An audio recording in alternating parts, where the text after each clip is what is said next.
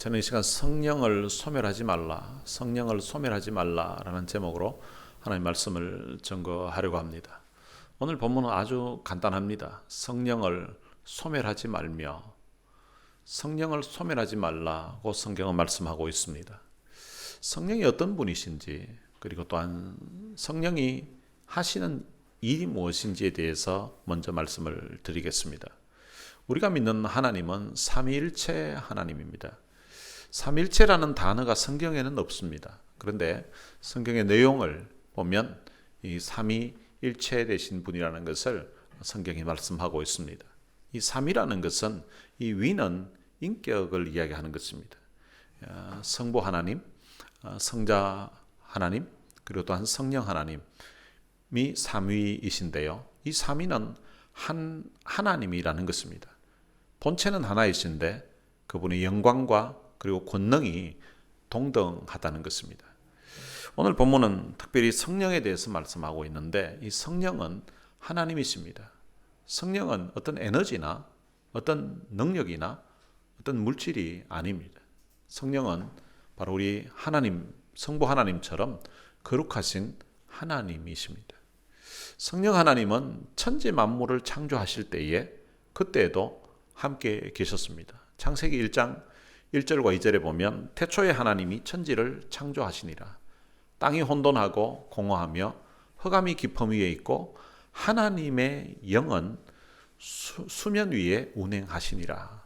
전에 사용하던 성경에는 하나님의 신은 수면 위에 운행하셨다고 이렇게 성경은 기록되어 있습니다. 여기에 나오는 이 하나님의 영, 하나님의 신이 바로 성령님을 말하는 것입니다. 우리가 보통 알기로는 이 성령님이 예수님이 성천하신 이후에 이제 오순절 성령 강림 때 오신 걸로 알지만, 근데 성령님은 영원 전부터 하나님과 함께 계셨고, 그리고 천지 창조할 때에도 이 삼위일체 하나님이 함께 하셨습니다. 성령님은 이 땅에 이제 성령 강림으로 말미암아 오순절날 또한 강림하시고, 그로 인해서 이 땅에 교회가 세워지게 되었습니다. 성령은 복음 전하는 그런 사도들과 또한 복음을 전하는 사람들과 함께 하셨고, 또한 복음을 듣는 사람들의 마음에도 성령님께서 역사해 주셨습니다. 이 성령이 어떤 사역을 하시는가 하면, 우리가 예수를 믿어서 하나님의 자녀가 된다고 고백하고 있는데, 이 요한복음 1장 12절에 보면 영접하는 자, 곧 그 이름을 믿는 자들에게는 하나님의 자녀가 되는 권세를 주셨다고 그렇게 말합니다. 그러니까 우리가 복음을 듣고서 바로 예수님을 믿을 때에 하나님의 자녀가 된다는 것입니다. 그때 우리 편에서 생각해 보면, 우리가 복음을 들었고 그 복음을 들어보니까 내 마음에 내가 예수 믿어야 되겠다고 내가 마음을 먹고 내가 정한 걸로 이렇게 생각을 합니다. 그런데 이 사실을 고린도전서 12장 3절에서는 이렇게 말합니다. 성령으로 아니하고는 누구든지 예수를 주시라 할 수 없느니라. 그러니까 누구든지 예수를 믿는다고 하는데, 성령으로 아니하고는 누구든지 예수를 주시라 할 수 없다는 것입니다. 우리는 내 생각, 내 의지로 예수님을 믿었다고 이렇게 생각하고 있지만, 근데 성경은 말하기를 우리가 예수님을 우리의 주님으로 믿도록 성령께서 우리의 마음에 감동을 주시고 성령께서 우리의 마음에 역사하셔서 예수를 우리가 주라고 고백하게 되었다는 것입니다. 성령은 사람의 마음에 복음을 전하고자 하는 그런 마음도 주시고, 또한 복음을 듣는 사람들의 마음 문을 열어서 그 예수님을 구주로 영접하도록 하는 그런 역할을 하신다는 것입니다. 다른 말로 하면 우리가 예수 믿고 구원받을 수 있도록 역사하시는 분, 그분이 바로 성령님이라는 것입니다. 이 사실을 디도서 3장 5절에서는 이렇게 표현했습니다. 우리를 구원하시되 우리가 행한 바 의로운 행위로 말미암지 아니하고 오직 그의 긍휼하심을 따라 중생의 씻음과 성령의 새롭게 하심으로 하셨나니. 중생의 씻음, 거듭났다는 거예요. 그리고 성령의 새롭게 하심, 이 성령의 새롭게 하심도 중생과 같은 의미로 사용하고 있습니다. 바로 성령님께서 우리의 마음에 중생을 하게 하고 거듭나게 만들고 우리의 마음을 새롭게 하는 그런 역할을 하신다는 것입니다. 예수님이 이루어 놓으신 그 구원을 성령님께서 우리의 삶에 적용을 시켜서 우리가 그 예수님을 믿도록, 그래서 예수님을 믿어 구원받도록 그렇게 역사하시는 분이 바로 성령님이라고 성경은 알려주고 있습니다. 그리고 이 성령님은 우리가 예수님을 믿고 구원받을 뿐만 아니라 우리가 일평생 이 구원이 보장되도록 보증을 해주시는 분이라고 성경은 또한 말씀하고 있습니다. 에베소서 1장 13절에 보면 그 안에서 너희도 진리의 말씀 곧 너희의 구원의 복음을 듣고 그 안에서 또한 믿어 약속의 성령으로 인치심을 받았다고 그렇게 말씀하고 있습니다. 우리가 복음의 말씀을 듣고서 그 복음 안에서 믿었고 약속의 성령으로 인치심을 받았다는 거예요. 다른 말로 하면 성령께서 우리를 인을 쳤다는 거예요. 이 인을 쳤다는 말은 도장을 찍었다는 말이에요. 성령께서 우리가 하나님의 구원받은 백성이라고 하나님의 것이라고 도장을 찍었다는 거예요. 그래서 우리 자체가 이제 구원받은 하나님의 소유, 하나님의 자녀라는 것입니다. 우리가 보통 계약을 할 때 보면 우리 한국에서는 도장을 찍습니다. 이 계약을 하는 것은 나라마다 좀 차이가 있는데 미국에서는 도장은 찍지 않고 우리가 서명을 하죠. 그런데 이제 고대 근동 이스라엘이 있던 그곳에서는 이 계약을 할 때에 어떻게 했는가 하면 계약 문서를 작성하고 짐승을 잡는 거예요. 짐승을 잡아서 이제 짐승을 딱 중앙을 잘라가지고 두 쪽을 냅니다. 두 쪽을 내서 이렇게 갈라놓고 계약 당사자가 계약서를 작성하고 그 쪼개진 짐승 사이로 두 사람이 지나가는 거예요. 만약에 두 나라가 왕과 왕이 이제 조약을 맺을 때 이럴 때에는 두 나라가 계약을 하고 난 다음에 이 짐승을 쪼개놓고 그리고 이제 두 왕이 지나가는 거예요. 그렇게 하는 의미가 무엇인가 하면 만약에 어떤 한 사람이 이 계약을 파기했을 때는 이 짐승이 찢어져 죽는 것처럼 죽은 것처럼 나를 이렇게 죽여도 괜찮다고 목숨을 걸고서 그렇게 계약을 하는 거예요. 근데 성경에는 하나님이 우리 사람들과 계약을 하는 것 이것을 단어를 좀 구분해 가지고 언약이라고 했습니다. 약속을 했다는 거예요. 성경에는 하나님이 우리 사람들에게 하신 약속이 두 가지가 있습니다. 첫 번째 하신 약속을 옛 언약이라고 하고 그리고 두 번째 하신 약속을 새 언약이라고 합니다. 첫 번째 언약은 언제 하셨는가 하면 이스라엘 백성들이 이제 출애굽한 다음에 하신 거예요. 출애굽한 다음에 시내산에서 하나님이 이제 그들에게 계명을 주셨습니다. 시내산에서 많은 계명을 주셨는데 그 가운데 특별히 이제 돌에 새겨서 준 계명인데 그게 바로 십계명이에요. 그 십계명을 돌에 이제 새겨서 주었습니다. 그리고 그 계약에 대해서 순종하면 계약을 이행하게 되면 어떻게 할 것인가 하는 그 조건부 계약이었습니다. 이행하게 되면 어떻게 될 것인가를 신명기 28장에서 기록을 하고 있습니다. 하나님의 말씀에 너희들이 청종하게 되면 이 모든 복이 내게 임하게 될 것이라고. 너희들이 성읍에 있어도 복을 받게 될 거고 너희들이 들에가 있어도 복을 받게 될 거라고. 그리고 내 몸의 자녀들도 복을 받게 될 것이고 너희들이 경영하는 토지 소산이나 짐승의 새끼 이런 모든 것들이 다 복을 받게 될 것이라고. 심지어는 너희 떡 광주리와 떡 반죽 그릇까지 복을 받게 될 것이라고. 그리고 너희들이 들어와도 복을 받게 될 것이고 너희들이 나가도 복을 받게 될 것이라고. 이렇게 하나님의 말씀에 청종하게 되면 하나님 말씀에 순종하게 되면 하나님이 그 결과로 복을 주시겠다고 약속하셨습니다. 그런데 그 하나님이 맺었던 그 언약, 하나님과 맺었던 그 계약을 그들이 파기하게 되고 만약에 그들이 그 계약을 어기게 되면 어떻게 되느냐? 거기에 대해서 하나님이 저주하시겠다고 말씀하셨습니다. 그 저주가 내가 성읍에 있어도 저주를 받을 것이고 들에 나가도 저주를 받게 될 거라고. 내 떡 광주리, 떡 반죽 그릇도 저주를 받게 될 것이고 내 몸의 소생들 그리고 집에 있는 그런 짐승들까지 다 저주를 받게 될 것이라고.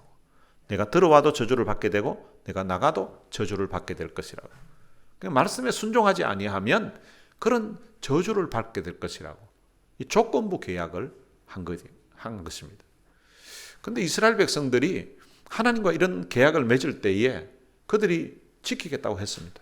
다 자기들이 그대로 하겠다고 했는데 그런데 지키지를 못했습니다.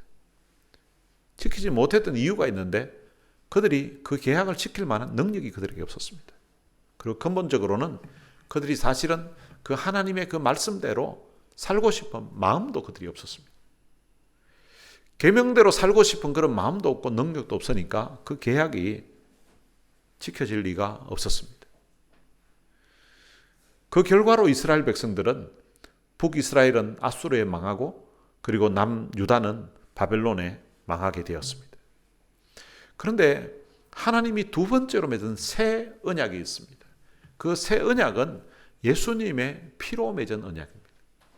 예수님이 십자가에서 우리를 위해서 돌아가셨는데 십자가에 돌아가시기 전날 밤에 예수님은 제자들과 저녁을 잡수시면서 그들에게 이렇게 말씀하셨습니다. 이 잔은 내 피로 세우는 새 언약이다. 그리고 너희를 위하여서 붓는 것이라고. 예수님이 포도주를 그들에게 나누어 주시면서 바로 그 포도주 붉은 그것이 지금 사실은 이 포도주를 마시는 것이지만 그 포도주 자체가 예수님의 피를 의미하는, 피를 상징하는 것이라고 하면서 이것이 바로 새 언약이라고 그렇게 약속하셨습니다. 그리고 이 제자들에게 예수님이 오시는 때까지 바로 이 언약식을 행하면서 바로 성찬을 행하면서 예수님을 기념할 것을 당부하셨습니다. 이 사실을 예수님이 오시기 약 650년 전에 태어났던 예레미야라는 사람이 있었는데 그 예레미야가 선지자로 사역을 하면서 예레미야를 통하여서 하나님이 주셨던 말씀이 있습니다. 바로 예수님이 이루실 새 언약에 대해서 하신 말씀입니다. 예레미야 31장 31절에 보면 이렇게 되어 있습니다. 여호와의 말씀이니라 보라 날이 이르리니 내가 이스라엘 집과 유다 집에 새 언약을 맺으리니. 그러니까 지금 나라가 이제 망해져 가는 그런 상황. 이미 북이스라엘은 망했고 남유다도 하나님이 맺었던 그 언약을 파기해서 이제 망해져 가고 있는 그 상황에서 하나님이 예레미야 선지자에게 내가 새 언약을 세우겠다는 거예요. 그 새 언약이 어떤 언약인가를 그 다음 계속 설명하는데요. 이 언약은 내가 그들의 조상들의 손을 잡고 애굽 땅에서 인도하여 내던 날에 맺은 것과 같지 아니할 것은 내가 그들의 남편이 되었어도 그들이 내 언약을 깨뜨렸습니다. 여호와의 말씀입니다. 그러니까 하나님이 이스라엘 백성들을 애굽 땅에서 이끌어 내신 다음에 그들과 언약을 맺었는데 그것은 마치 남편과 아내로 이렇게 맺은 언약과 같았다는 거예요. 남편과 아내가 맺은 언약인데 둘이 이제 100년 해로하겠다고 하고 이제 보통 우리 결혼식 할 때 약속을 하잖아요. 그런데 중간에 문제가 생겨가지고 언약이 파기되고 이혼을 하는 그런 상황이 되었다는 것입니다. 그런데 하나님이 이제 그 언약이 옛 언약과 다르다는 것을 말씀하십니다. 무엇이 다른가 하면 그러나 그날 후에 내가 이스라엘 집과 맺을 언약은 이러하니 곧 내가 나의 법을 그들의 속에 두며 그들의 마음에 기록하여 나는 그들의 하나님이 되고 그들은 내 백성이 될 것이라. 여호와의 말씀이니라. 옛 언약은 하나님이 하나님과 그들과 맺었던 그 언약의 내용을 돌에다가 기록을 했습니다. 그런데 돌에다가 기록을 해놨는데 그 돌에 기록하면 사람이 오래 보관할 줄 알고 또 오래 남을 거 아니에요. 변하지 않는 거고. 그래서 지킬 줄 알았는데 그런데 그 법을 지키지 않았던 거예요. 그래서 새 언약은 하나님이 이제는 돌에 새기지 아니하고 하나님이 그들의 마음에 기록하겠다는 거예요. 마음에 기록한다는 말은 마음에 내가 법을 지키고자 하는 그런 마음을 하나님이 주시겠다는 그런 의미입니다. 하나님이 에스겔이라는 선지자에게는 똑같은 내용인데 약간 다른 방법으로 좀 더 구체적으로 설명을 해주셨습니다. 에스겔 36장 26절에 기록되어 있는데요. 또 새 영을 너희 속에 두고 새 마음을 너희에게 주되 너희 육신에서 굳은 마음을 제거하고 부드러운 마음을 줄 것이며, 하나님이 이스라엘 백성들과 새 언약을 맺으시는데 그 새 언약은 예레미야 선지자를 통해서는 그 언약을 마음에 새기겠다고, 마음에 기록하겠다고 했는데, 근데 이 마음에 기록하는 방법이 에스겔을 통해서는 하나님이 새 영을 부어주겠다는 거예요. 그 새 영이 무엇인가 하면 바로 하나님의 영입니다. 바로 성령님을 우리 속에 두시겠다는 것입니다. 겉으로 계약성만 해서 되지 않으니까 하나님께서 아예 우리 속에 들어오셔서 우리 속에 거하시겠다는 것입니다. 그래서 새 마음을 갖게끔 하시겠다는 것입니다. 우리의 굳은 마음을 제거하고 부드러운 마음을 갖도록 하나님이 역사해 주시겠다는 것입니다. 그러니까 하나님의 뜻대로 살고 싶은 마음을 주시겠다는 것입니다. 전에는 하나님의 말씀대로 순종할 능력도 없었지만 능력보다도 근본적으로 하나님의 말씀대로 살고자 하는 그런 마음도 없었는데, 이제는 하나님께서 우리 속에 하나님의 영을 부어 넣어 주셔서 하나님의 말씀대로 살고자 하는 그런 마음을 주시겠다는 것입니다. 그 방법을 구체적으로 어떻게 하는가 하면, 또 내 영을 너희 속에 두어 너희로 내 율례를 행하게 하리니 너희가 내 규례를 지켜 행할지라, 이렇게 말씀하고 있습니다. 우리 속에 성령님께서 계셔서 우리로 하여금 부드러운 마음을 갖게 하고 우리로 하여금 하나님의 말씀대로 순종하고자 하는 그런 마음을 갖게 하셔서 하나님 말씀을 순종하게 하시겠다는 것입니다. 그럼 우리가 예수님을 믿으면 바로 성령님께서 우리 안에 거하신다는 것입니다. 이것을 신학적인 용어로는 성령의 내주라고 말합니다. 성령이 우리 속에서 거하게 되신다는 것입니다. 구약시대 때는 이 성령님이 천지 창조 때뿐만 아니라 구약시대 때도 사람들에게 임했습니다.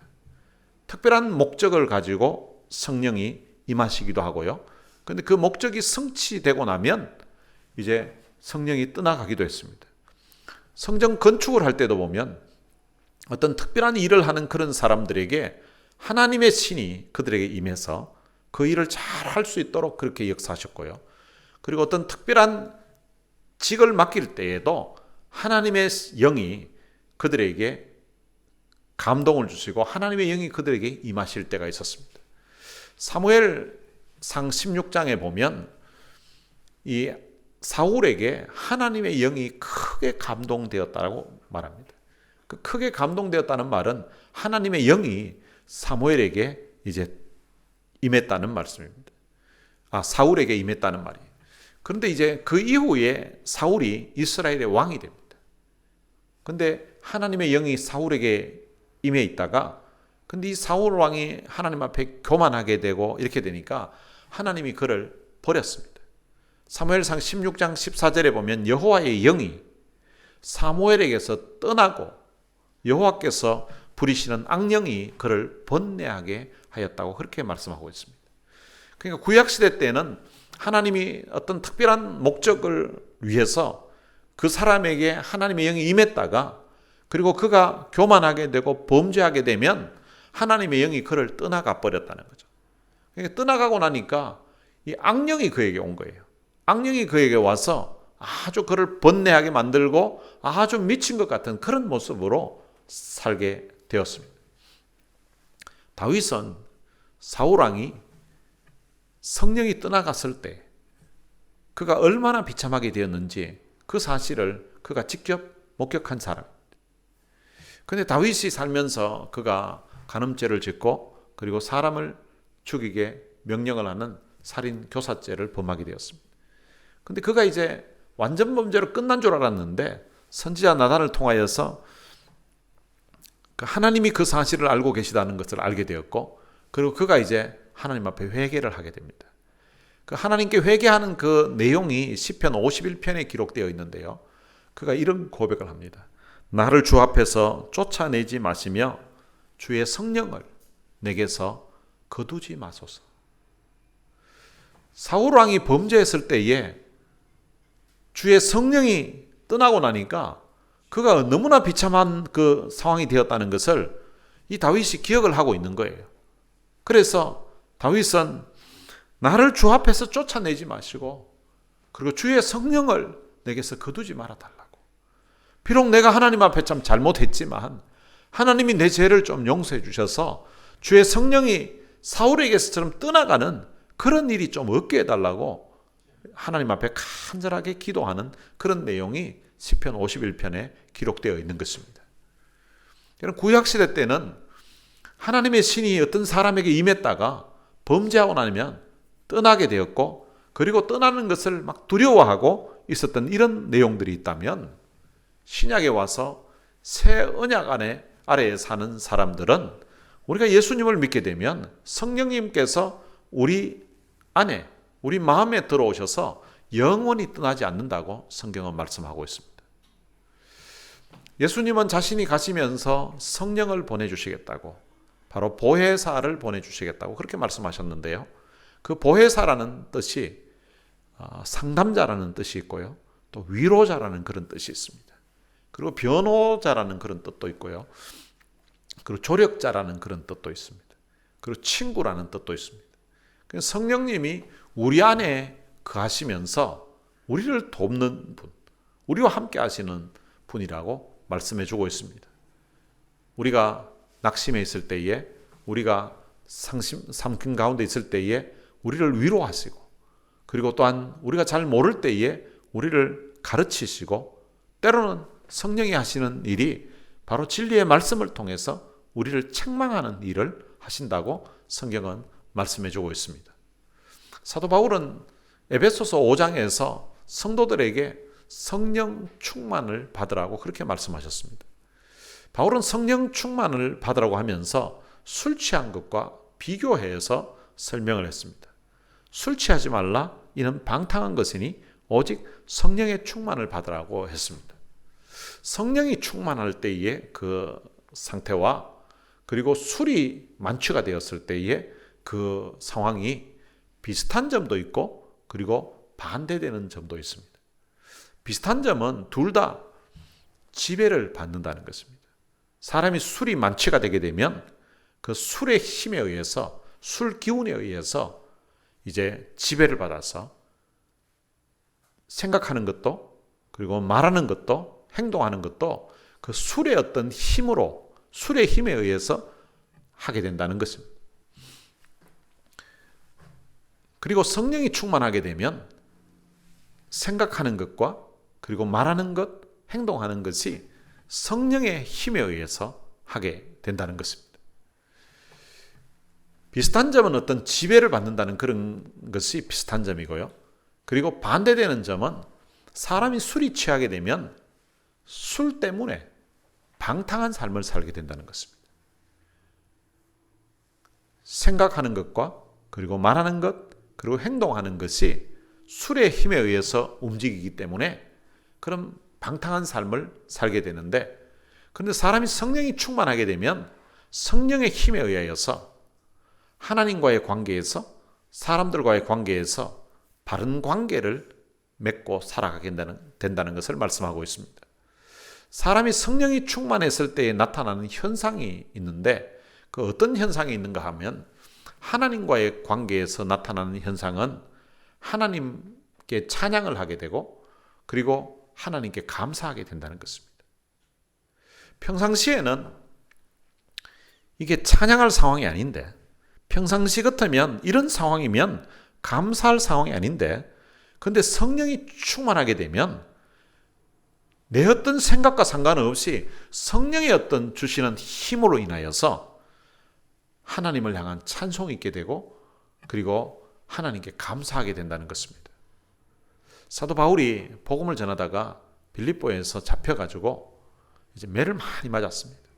옷은 찢어진 상태에 있었고 그리고 감옥에 갇혔습니다. 감옥에 갇혀 있는 그런 상황이고 매를 많이 맞은 상황이면 지금 노래를 부를 그런 상황이 아닙니다. 그리고 감사할 수 있는 그런 상황도 아닙니다. 그런데 사도 바울이 기도하고 났더니 성령이 충만한 상태가 되어서 그가 그 한밤중이었는데 찬송을 했다는 것입니다. 그럼 찬송을 했다는 말은 마음에 기쁨이 있고 감사가 있기 때문에 찬송이 나온 거죠. 찬송할 상황이 아닌 것 같은데 그런데 성령이 충만하게 되면 찬송을 하게 된다는 것입니다. 마치 노래할 상황이 아닌데 사람이 막 술이 채고 나니까 이게 막 소리를 지르면서 막 노래를 부르는 그런 사람들 있잖아요. 그것처럼 성령이 충만할 때에도 노래를 부르게 되는데 바로 하나님을 찬양하는 그런 노래를 부르게 된다는 것입니다. 그리고 성령이 충만하게 되니까 감사할 상황이 아닌데 감사하게 되는 그런 상황이 된다는 것입니다. 그리고 사람들과의 관계에서도 성령이 충만하게 되면 나타나는 변화가 있습니다. 그 변화의 첫 번째가 사람들 가운데 가장 가까운 관계가 바로 부부간이잖아요. 그 부부간에 나타나는 변화가 일어난다는 거예요. 어떤 변화가 일어나는가 하면 아내는 남편에게 복종하게 된다는 것입니다. 아내가 남편을 섬기게 되고 남편을 사랑하게 되고 그 결과로 남편의 말을 따르게 되는 그런 복종하는 관계가 이루어진다는 것입니다. 그리고 남편은 아내를 사랑하게 되고 아내를 위해서 자기 목숨까지 버리게 되는 그런 사랑으로 나아가게 된다는 것입니다. 그러니까 사람들과의 관계에서 마치 주님께 대하듯이 지금 내 앞에 있는 그 사람이 내가 믿고 있는 그 주님인 것처럼 그렇게 대하게 되고 또 내가 내 아래 사람에게 대할 때는 마치 주님이 날 사랑하셨던 것처럼 내가 그 사람들을 돌보게 되고 사랑하게 되는 그런 일이 일어나게 된다는 것입니다. 사도 바울은 우리가 예수를 믿는 사람이 두 가지 종류의 사람이 있는데 하나는 예수를 믿으면서 성령을 따라서 성령의 인도하심 따라서 성령이 주신 어떤 깨우침과 감동하신 대로 따라 살아가는 그런 삶이 있는가 하면 또 다른 하나는 육신을 따라서 살아가는 삶이 있다는 것입니다. 예수는 믿는데 교회는 다니는데 자기 육신이 하고 싶은 대로 하면서 그렇게 살아가는 삶이 있다는 것입니다. 육신을 쫓아 살아가는 사람들은 육신의 열매가 맺혀지게 되고 성령을 쫓아서 살아가는 사람들은 성령의 열매가 맺혀지게 된다는 것입니다. 그럼 육신을 쫓아가면 어떤 열매를 맺게 되는가? 음행, 그리고 더러운 것, 호색, 그리고 우상숭배, 그리고 술수, 원수를 맺는 것, 분쟁을 하는 것, 그리고 시기하고 분내는 것, 그리고 당을 짓는 것, 분리하게 만드는 것, 이단, 그리고 투기, 술취함, 그리고 방탕함, 이런 것들을 행하면서 이런 일을 하면서 살아가게 된다는 것입니다. 예수를 믿으면서도 자기 육신에 하고 싶은 대로 그렇게 살아가는 사람들이 있다는 것입니다. 그런데 예수를 믿은 이후에 성령을 쫓아서 성령이 주시는 깨우침, 성령이 주시는 감동, 성령이 주시는 그런 성령의 뜻을 쫓아서 살아가는 그런 사람들은 성령의 열매를 맺게 된다는 것입니다. 성령의 열매는 어떤 것이 있는가 하면 9가지가 있는데요. 사랑, 그리고 희락, 그리고 화평, 그리고 오래 참음, 그리고 자비, 양선, 그리고 충성, 온유, 절제 같은 이런 열매들을 맺게 된다는 것입니다. 그런데 이 성령의 9가지 열매는 다 사람의 인격에 대한 성품에 대한 것이에요. 바로 예수님의 성품입니다.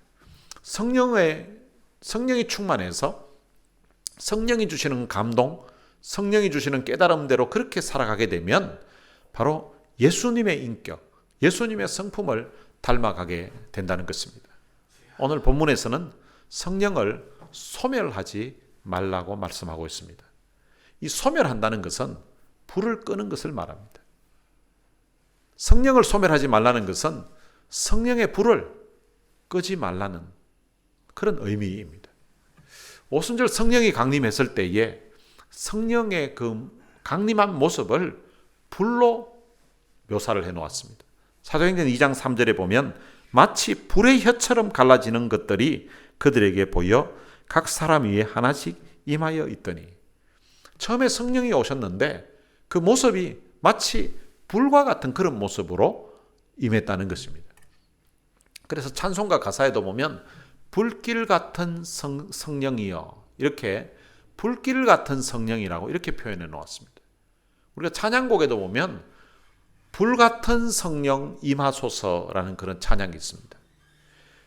불 같은 성령을 소멸한다는 것은 불같이 일어난 그런 성령의 역사, 성령의 감동, 성령의 깨달음, 이런 것들을 내가 거부를 해서 아주 차갑게 만들어버리는 것을 소멸하는 것이라고 표현하고 있습니다. 성령께서 성도들의 마음에 깨달음을 주시고 감동을 주실 때가 있습니다. 그때에 마음에 일어나는 그런 깨달음, 마음에 일어나는 그런 감동을 무시하지 말 것을 당부하고 있는 말씀입니다. 우리가 이렇게 예배를 드릴 때에 성령님께서 우리의 마음에 깨달음을 주시고 감동을 주실 때가 있습니다.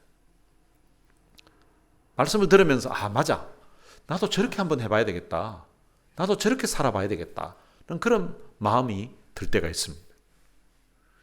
말씀을 들을 때 어떤 때는 내 잘못이 생각이 나고 내가 이거 잘못 살았구나, 내가 이렇게 살아서는 안 되는데 하는 그런 회개하고 싶은 그런 마음이 들 때가 있습니다. 또 어떤 때는 말씀을 들을 때에 마음이 막 찔림을 받을 때가 있습니다. 내가 저렇게 살아서는 안 됐었는데 내가 잘못 살았구나 하는 것을 마음에 찔림을 받을 때가 있습니다. 그리고 또 예배를 드리면서 마음에 감동이 되고 은혜가 되어서 내가 예배 시간에 앞으로 더 일찍 나와야 되고 더 자주 나와야 되겠고 하나님 앞에 더 예배를 많이 드려야 되겠다는 그런 마음이 들 때가 있습니다.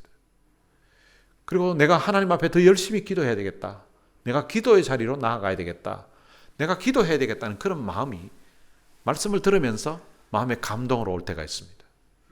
어떤 때는 말씀 들으면서 내가 정직하게 살아야 되겠구나, 내가 이때까지 그냥 말로 거짓말도 하고 그리고 거짓으로 그런 생활을 했는데 이제는 하나님 앞에서 정직하게 살아야 되겠다는 그런 깨우침과 그런 다짐을 주실 때가 있습니다. 그리고 하나님 앞에 받은 은혜가 생각해 보니까 너무 감사한 거예요. 그래서 내가 지금까지 하나님 앞에 신앙생활을 하는 것보다 내가 시간도 더 하나님 앞에 더 드리고, 그리고 내가 하나님 앞에 감사하는 것도 더 많은 제물로, 더 많은 것으로 하나님 앞에 감사를 해야 되겠다는 그런 깨우침을 주실 때도 있습니다. 그리고 어떤 때는 내가 거룩한 삶을 살아야 되겠다는 그런 마음의 다짐을 주실 때도 있고요. 또 어떤 때는 내가 누구에게 복음을 전해야 되겠다, 이거 내가 믿고 있는 이 예수님을 저 사람에게 전해야 되겠다는 그런 감동, 그런 충동이 다가올 때가 있습니다. 그런데 그런 감동을 누가 주는가 하면 바로 성령님이 우리에게 주신다는 거예요. 그런데 성령님이 우리에게 이런 감동을 주시지만 이분이 인격적인 분이기 때문에 억지로 우리로 하여금 하기는 하지 않는다는 것입니다. 우리 사람에게는 자유의지가 있기 때문에 우리의 마음에 자신의 결단으로 하게끔 그렇게 하신다는 것입니다. 성령께서 우리의 마음에 감동을 주실 때에 우리가 그 감동에 순종할 수도 있고 그 감동을 무시하고 우리가 거부할 수도 있습니다. 성령께서는 우리에게 거룩한 삶을 살도록 자꾸만 감동을 주시고 도전을 주시는데, 그런데 우리는 엄란한 행동을 계속할 수도 있고요.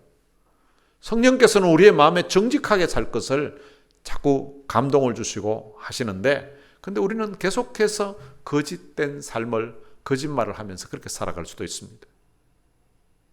우리의 마음에 이런 성령께서 감동을 주실 때에 그것을 거부하면 그 감동이 이제 식어지게 되는 것입니다. 바로 이런 것이 성령을 소멸하는 것입니다. 성령님은 인격을 가지고 계신 분이기 때문에 우리 사람들이 가지고 있는 지정의를 성령님도 가지고 계십니다. 성령님도 우리처럼 생각을 하시고요. 그리고 성령님이 우리처럼 감정을 가지고 계십니다. 그리고 성령님이 우리처럼 의지를 가지고 계시는 인격체이십니다. 성령님은 우리 안에서 기쁨을 누리시기도 하고, 때로는 슬픔을 느끼시기도 하고, 때로는 근심하시기도 하고, 성경은 탄식하시기도 하신다고 말씀하고 있습니다. 만일 우리가 성령님의 그 뜻을 따라서 그렇게 살아가게 되면 우리 안에서 성령님은 기쁨을 누리시고, 우리 안에서 성령님은 우리와 함께 그 일을 즐거이 하시게 됩니다. 그런데 우리가 성령님을 인격적으로 존중하지 않고 계속해서 무시하고 멸시하면 성령님은 우리 안에서 슬퍼하시고 또한 탄식하신다는 것입니다. 계속해서 무시하게 되면 나중에는 마치 성령의 불이 꺼진 것 같은 그런 느낌이 들 때가 있다는 것입니다. 여러분들이 신앙생활을 하면서, 여러분들이 예배 드리면서 이 시간 하나님을 생각하고 하나님의 말씀을 생각하는 것처럼 여러분 안에 계신, 내주하시는 그 성령님을 의식하면서 살아가시기를 바랍니다. 내가 이런 생각을 할 때에 성령님은 어떠실 건지, 그리고 내가 이런 행동을 하게 되면 성령님은 어떤 생각을 하실 건지, 내가 이렇게 살면 성령님은 어떤 반응을 하실 건지, 그것을 생각하면서 우리가 살아야 된다는 것입니다. 내가 하는 이런 일들을 통하여서 성령님이 기뻐하실까? 성령님이 아니면 슬퍼하실까? 아니면 성령님이 탄식하고 계실까를 생각하면서 우리가 생각하고, 우리가 말하고, 우리가 행동해야 된다는 것입니다. 때때로는 성령님이 우리 안에 계시는에도 불구하고 우리가 전혀 의식하지 않고 그렇게 생각하고 또 우리가 말하고 행동할 수가 있다는 것입니다. 그렇게 되면 성령님을 완전 무시하는 것입니다. 여러분, 성령을 소멸하지 말고 성령 충만한 성도들이 되어서 성령님이 여러분 마음에 깨달음을 주시고 또 감동을 주시고, 그리고 여러분들 마음에 뭔가 하고자 하는 그 뜻을 여러분들에게 결단하게 하실 때에 그 성령님의 뜻에 여러분들이 순종하는 그런 삶으로 말미암아 여러분들의 삶을 통하여서 성령님을 기쁘시게 하는 그런 삶이 되시기를 주님의 이름으로 축원합니다. 오늘 들은 말씀을 생각하면서 같이 찬양을 한 곡 부르고 싶습니다. 성령 하나님 나를 만지소서라는 찬양입니다. 성령 하나님 나를 만지소서, 상하고 깨어져 지친 나를 새롭게 하소서, 성령의 바람 시들은 내 영 살리소서. 성령 하나님이 이 땅 고치소서, 죄악의 어둠 속 헤매는 우리 태워주소서, 성령의 불로 세상 헛된 마음 태우소서.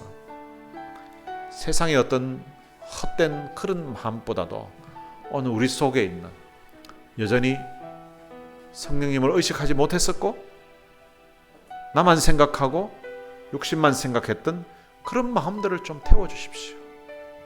임하소서 성령 하나님이시여, 지금 이곳에, 지금 내 마음에 임하셔서 바람처럼 불처럼 성령께서 내 마음에 깨닫게 해주시고, 그리고 감동을 주시고 결단하게 해주시옵소서.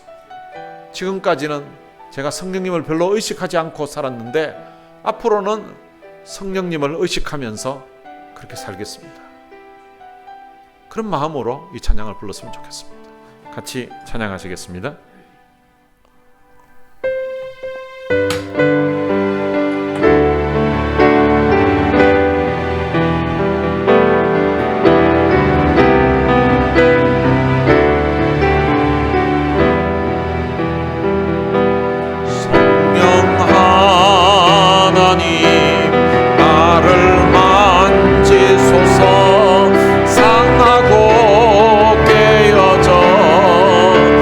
지친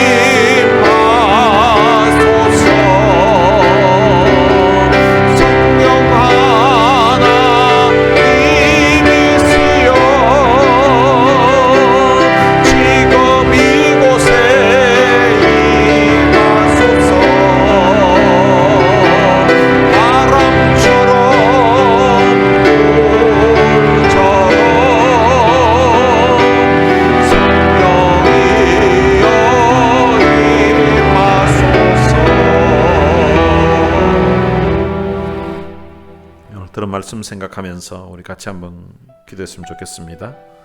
성령을 소멸하지 말라고 했는데 오늘 우리의 마음에 성령께서 깨달음을 주시고 감동을 주시고 하여튼 그런 여러 가지 일들을 지금껏 육신의 어떤 욕심대로 육신의 소욕대로 살고자 그것을 무시하고 외면하고 했던 오늘 우리 자신들의 모습을 한번 돌아보면서 하나님, 이제는 성령께서 내 마음에 깨닫게 하실 때에, 성령께서 내 마음에 감동 주실 때에 성령이 주시는 그 감동대로, 성령이 주시는 그 깨달음대로 살아갈 수 있도록 하여 주옵소서.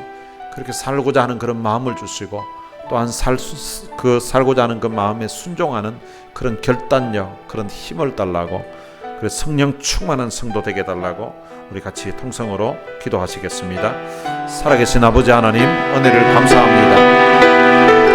많은 사랑 가운데 저희들을 선택해서 저희들에게 성령을 부어주시고 저희들과 새 언약을 맺어주신 것 참으로 감사합니다. 옛 언약 아래에 있던 사람들은 하나님이 돌에 새겨서 주었음에도 불구하고 그 계명에 순종하지 못했었는데 오늘 우리들에게는 우리의 마음에 성령님께서 내주하셔서 우리의 마음에 하나님의 법을 새기시고 하나님의 법에 순종하고자 하는 그런 귀한 마음을 주신 참으로 감사합니다. 하나님, 우리 안에 계신 성령님, 우리 안에 계시다는 사실조차 때로는 잊어버리고 우리가 주님 우리의 소욕대로 우리의 욕심대로 살았던 우리 속사람의 생각대로 우리 옛사람의 생각대로 살았던 우리의 허물을 주님이 용서해 주시기를 원합니다. 살아계신 아버지 하나님, 오늘 우리가 하나님의 말씀에 순종하고 하나님의 말씀대로 살아가는 저희들이 될 수 있도록 우리 하나님 은혜를 베풀어 주옵소서.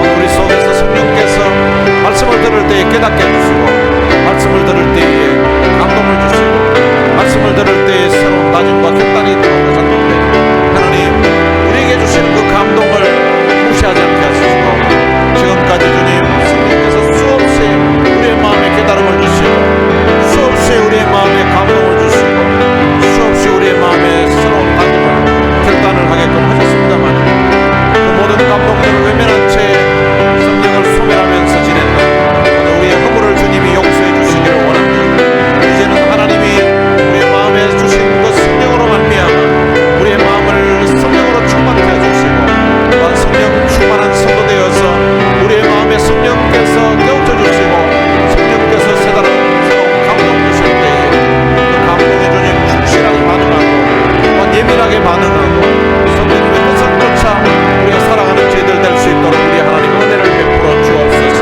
살아계신 아버지 하나님, 우리가 생각하고 우리가 말하고 행동할 때에 우리 안에 있는 성령님을 의식하면서 우리가 생활하고 말하고 행동하게 하시고 성령 충만한 성도 되어서 하나님 우리의 힘이 아닌 우리의 어떤 결단이 아니라 성령의 충만함으로 말미암아 성령의 힘에 의해서 성령의 능력에 의해서 우리가 하나님을 기뻐시게 하는 삶을 살 수 있도록 우리 하나님 도와주시기를 간절히 빌고 원합니다. 이 자리에 함께한 우리 사랑하는 성도들을 주님 축복해 주옵소서. 지금까지는 이 성령님을 제대로 의식하지 않고 살았할지라도 오늘 이 순간부터 마음에 우리 안에 계신 성령님을 의식하며 살게 해주시고 성령님을 의식하며 생각하게 하시고 성령님을 의식하며 말하게 하시고 성령님을 의식하며 행동할 수 있도록 우리 하나님 도와주시기를 원합니다. 아니 성령 충만한 성도들이 되어서 성령에 의해서 지배받는 성령님에 의해서 다스림을 받는 그런 성도의 삶이 될 수 있도록 우리 하나님 은혜를 베풀어 주옵소서. 그래야 말미암아 우리 모두가 다 성령 충만하여서 성령을 기뻐시게 하고 하나님을 향한 찬송과 하나님을 향한 감사 또한 주님 우리 사람들을 향하여서 정말로 주님 깊이 있게 사랑하고 서로 주님 축복하며 배려하는 섬기는 복종하는 그런 모습으로 나타날 수 있도록 우리 하나님 은혜를 베풀어 주옵소서. 이 자리에 있는 우리 사랑하는 모든 성도의 심령에 성령 충만한 은혜로 하나님이 함께해 주옵소서. 주님 감사합니다. 주님 찬양합니다. 주님이 영광을 받아 주옵소서. 살아계신 하나님 아버지 은혜를 감사합니다. 오늘 죄인된 우리들의 가슴에 성령님이 내주하신 것 참으로 감사합니다. 성령님이 우리 안에 거하시면서 우리로 하여금 예수 그리스도를 영접하게 하시고 예수 믿고 구원받은 하나님의 자녀로 살게 하시니 참으로 감사합니다. 구약시대 때는 성령이 어떤 특별한 사람에게 특별한 목적을 두고서 임했다가 범죄했을 때에 성령이 떠나가셨는데, 근데 새 언약 아래에 있는 우리들에게는 성령이 우리 안에 오셔서 우리 안에 영원히 거하시겠다고 하시니 참으로 감사합니다. 누추한 저들의 마음에 거룩한 성령께서 오셨는데, 근데 우리가 지금까지 이 성령님의 존재를 제대로 인식하지 못하고 성령님을 제대로 인격적으로 대해드리지 못하고 우리 하고 싶은 대로 생각하고 우리 하고 싶은 대로 말하고 우리 하고 싶은 대로 행동했던 우리의 연약함과 우리의 부족을 주께서 용서해 주시기를 원합니다. 이제 우리 안에 성령님이 계시고 또한 성령님이 우리에게 말씀 들을 때에 깨달음을 주시고 감동을 주신다고 하셨는데, 하나님 우리에게 말씀 들으면서 깨달음을 주시고 감동을 주실 때에 하나님 그 성령님이 주시는 그 감동을 우리가 소멸하지 않게 해주시고 성령이 주시는 그 깨달음과 그 감동과 그 결단에 순종하는 저희들 될 수 있도록 은혜를 베풀어 주옵소서. 그래서 성령님을 기쁘시게 하는 우리들의 삶이 될 수 있도록 축복해 주옵소서. 우리 주 예수 그리스도의 은혜와 하나님의 무한하신 사랑과 성령님의 위로교통 충만하심이 우리 안에 계신 그 성령님이 주시는 깨달음과 그 감동에 민감하게 반응하며 그 성령님의 뜻에 순종하며 살 것을 마음에 다짐하는 하나님의 귀한 자녀들 머리 위에 이제로부터 영원토록 함께 있을지어다. 아멘.